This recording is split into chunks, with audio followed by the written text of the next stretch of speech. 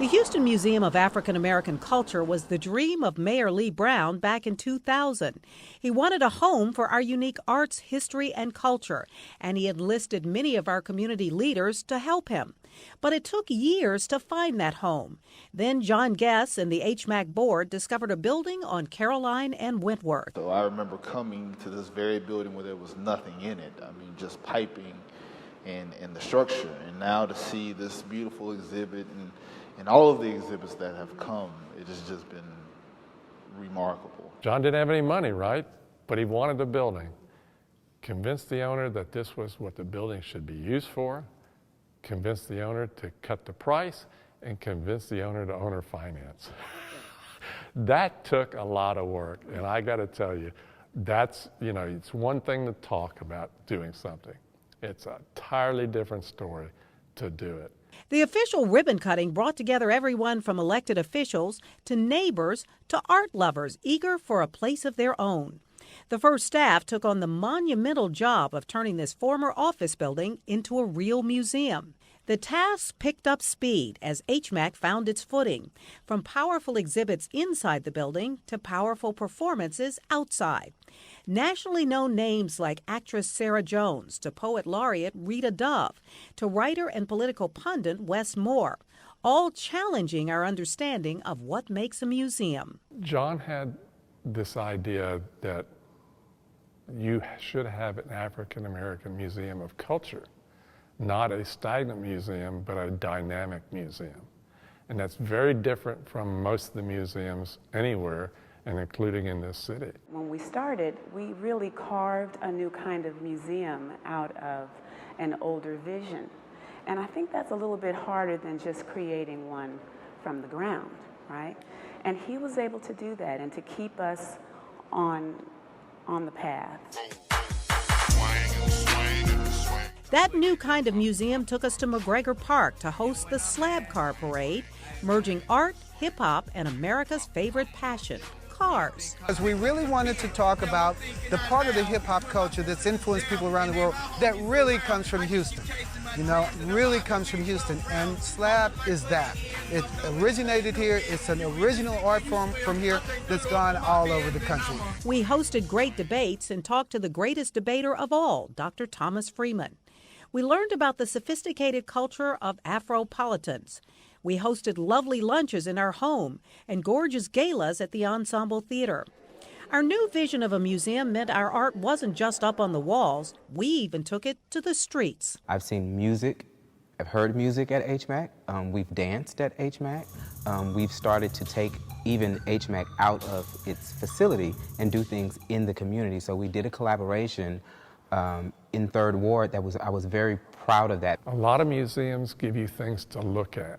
This museum gets you things to interact with. We watched so many brilliant films, loving directors like Ava DuVernay before she became a household name. It has just been an incredible feat that he's been able to accomplish, to get the museum open, keep it going, get it staffed up, have wonderful, exciting exhibitions to come to and other programs, the films, to connect to regional artists as well as national artists, and it's phenomenal. And oh, the art we've brought to our city, like the magnificent collections of two artistic dynasties, African American art and artifacts like we've never seen before from Bernard and Shirley Kinsey, and legendary works from famous black painters shared by Harmon and Harriet Kelly. I enjoy working with John. I see him as a person who has a lot of energy, has a vision, and knows how to get there. And I think he has been a valuable asset for HMAAC. We hosted artists from every walk of life, African Americans, Latinos, women of every shade, even the art of the spoken word. We collaborated on a project called the Deaf Poetry Reunion and brought it to Houston.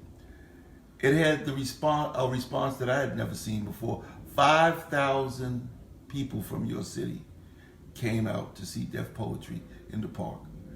That's 5,000 people listening to poets talk about social issues, relevant things to the community. It was powerful. It was a really powerful thing. We've shared giants in the art world like quilter Faith Ringgold in the Hamptons, to our patron saint right here at home, the late, great Burt Long. And the one thread that runs through it all, longtime CEO John Guess. And I think he's brilliant. I think his vision in terms of programming is unparalleled. And we as a board have had to say, okay, that sounds good, and not really see it, but knowing that it's going to be incredible. And it always has been. Yeah. We're extremely grateful to John. John has worked very, very hard. He's had to raise money. He's gone out in development. He's just worked extremely hard. HMAAC is a dream come true for Houston. And Houston didn't always have a museum, and it was so timely. But we needed a warrior like John Guess to fight that battle and make it happen. And I'm really proud of him. Where they say combative, I say fighter, because I've mentioned visionary and fearless and a fighter. And I think if you look at our history, just African Americans as a whole, those who made great change all held those characteristics. Perhaps the word would not best be combative, but passionate. He's driven. HMAAC is pivotal in our cultural community. I see it as a hub linking all of the different various cultural entities. John's hard work, perseverance, tenacity, innovation and great ideas is a legacy that will long live beyond him and beyond all of us for the very special role that he played in bringing the Houston Museum of African American Culture to fruition in Houston with innovative programming, amazing exhibits, and also a strong connection to the fabric of diversity in Houston.